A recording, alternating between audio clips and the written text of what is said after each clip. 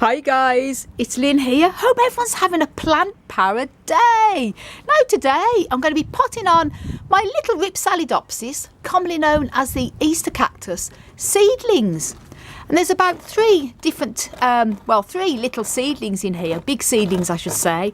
And these are seed that I got from the mother plants, which are here. This is my Rhipsalidopsis Easter Cactus here in the hanging basket. A few different varieties in here, and I actually cross-pollinated a mixture between, I've got orange, I've got pink, I've got white. You know, even though it's late summer now, they're still blooming. They sort of bloom late this year. I cross-pollinated them about 3 years, probably 4 years ago now, between the pink and the white. And I got seed pods, fruit, and I sowed the seeds, say June 2018. And this is them now. So it's going to be interesting when they get much more mature and they do flower, what colour the flower is going to be. Possibly the mixture with the pink and the white could be very pale pink colour, but only time will tell. Very exciting.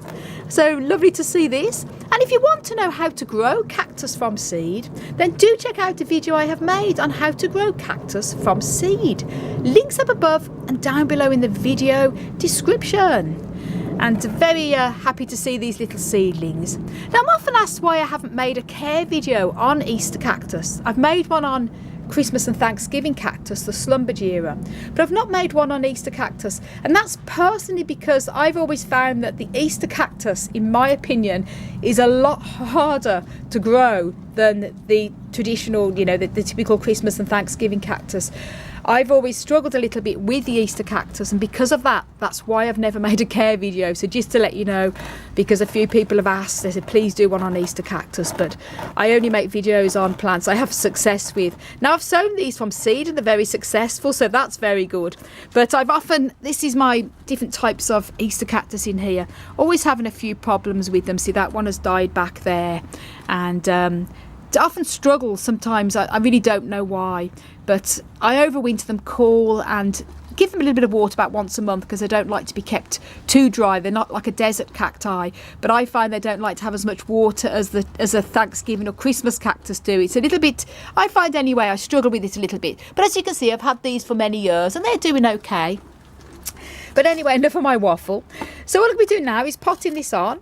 And I've made an epiphytic cactus soil up here, completely different soil mix than what I would make for a desert type of cactus, because as I say, epiphytes like more moisture and more humidity, and they don't like to stay dry too long, unlike desert cacti. I wouldn't water a desert cactus at all from sort of mid to late September right up until the end of March.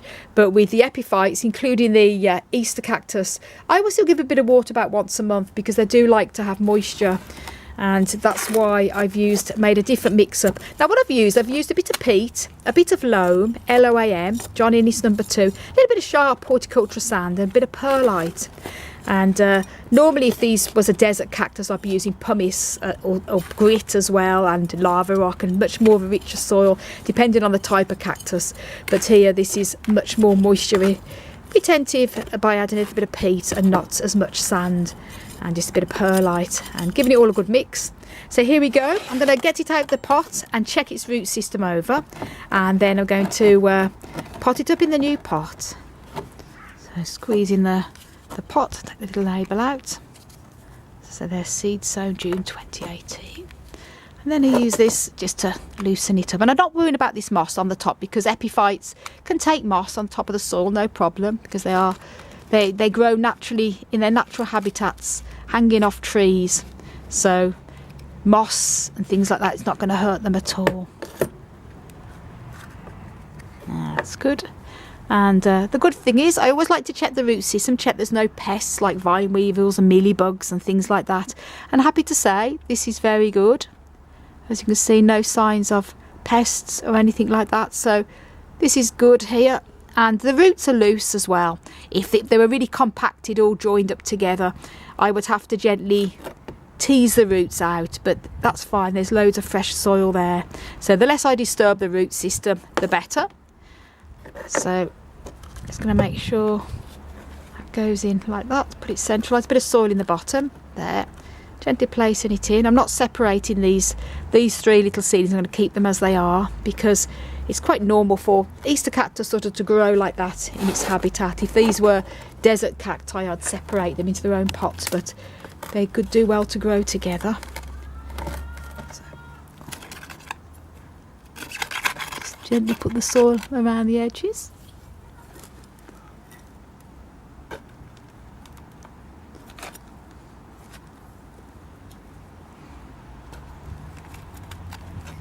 And then you want to make sure that you get the soil all in between, all down the sides, I should say, like that.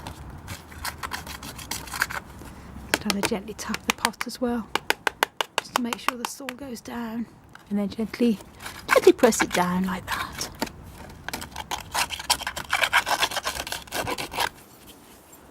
So wonderful. It's lovely to grow from seed. Obviously now when it comes to propagating, it's much easier to actually propagate them from cuttings because it's much faster, and if you want flowering plants, it's definitely much faster to pull a few leaves off, probably spring and summer, or maybe when it's not in flower, but spring and summer is easier to get more success, and then root them in soil, or we can even root them in water. I find that epiphytes root well in water as well.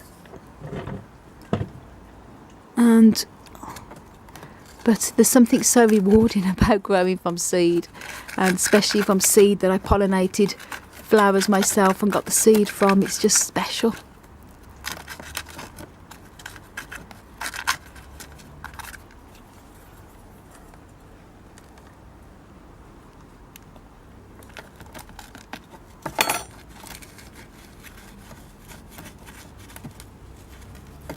Gently press down.